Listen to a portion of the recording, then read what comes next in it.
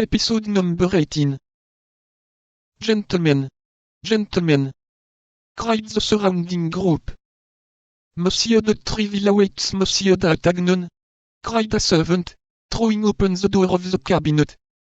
At this announcement, during which the door remained open, everyone became mute, and amid the general silence the young man crossed part of the length of the antechamber, and entered the apartment of the captain of the Musketeers, congratulating himself with all his heart at having so narrowly escaped the end of this strange quarrel. 3. The audience. M. de Treville was at the moment in rather ill humour, nevertheless he saluted the young man politely, who bowed to the very ground, and he smiled on receiving D'Artagnan's response, the Bearnese accent, of which recalled to him at the same time his youth, and his country, a double remembrance, which makes a man smile at all ages. But stepping towards the antechamber, and making a sign to D'Artagnan with his hand, as if to ask his permission to finish with others before he began with him, he called 3 times, with a loud voice at each time, so that he ran through the intervening tones between the imperative accent and the angry accent. Athos.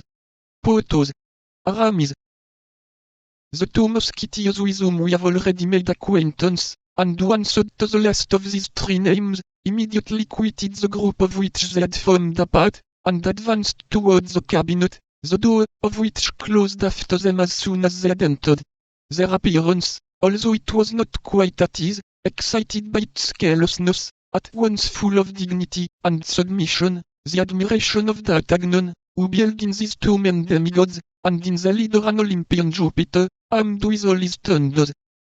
When the 2 musketeers had entered, when the door was closed behind them, when the buzzing murmur of the antechamber, to which the summons which had been made had doubtless furnished fresh food, had recommenced, when M. de Treville had 3 or 4 times paced in silence, and with a frowning brow, the whole length of his cabinet, passing each time before Porthos and Aramis, who were as upright and silent as if on parade, he stopped all at once full in front of them, and covering them from head to foot with an angry look.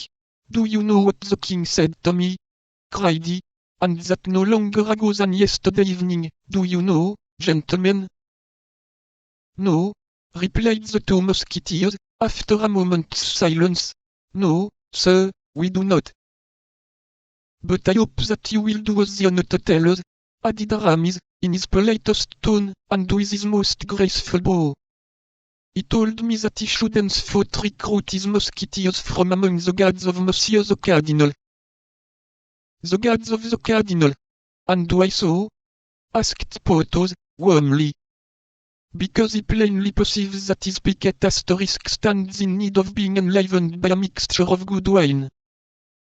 Asterisk a watered liquor, made from the second pressing of the grape dot." The 2 musketeers reddened to the whites of their eyes. D'Artagnan did not know where he was, and wished himself 100 feet on the ground.